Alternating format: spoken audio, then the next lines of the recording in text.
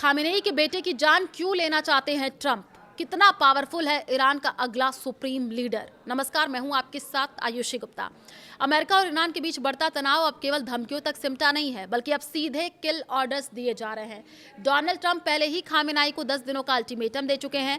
वहीं अब ये सामने आया कि अमेरिकी राष्ट्रपति ने खामेनेई के साथ साथ उनके बेटे मोज्तबा खामेनेई को भी रास्ते से हटाने के ऑर्डर्स दिए हैं। बताया जा रहा है कि ट्रंप ने ईरान के खिलाफ प्लान के एक नहीं कई ऑप्शंस रखे हैं, जिनमें से एक प्लान खामेनेई, उनके बेटे और कई मौलानाओं को जान से मार देने का भी है। क्या है ट्रंप का अगला प्लान? दरअसल देखिए, हाल ही में एक्साइज की रिपोर्ट में दावा किया गया है कि डोनाल्ड ट्रंप का प्रशासन ईरान को परमाणु बम बनाने से रोकने के लिए आखिरी ऑप्शन पर विचार कर रहा है। इस रिपोर्ट के मुताबिक पेंटागन ने ईरान के खिलाफ ट्रंप को कई विकल्प दिए हैं, जिनमें से एक विकल्प में खामेनेई और उनके उत्तराधिकारी यानी बेटे को सीधे टेक आउट यानी जान से मार देने वाला प्लान भी शामिल है।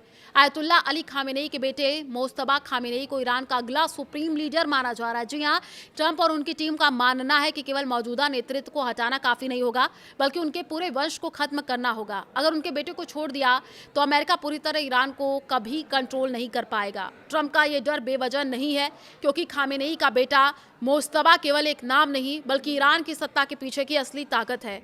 वो ईरान के सबसे खूंखार रिवोल्यूशनरी गार्ड्स IRGC और बसीज मिलिशिया को पूरी तरह कंट्रोल करते हैं।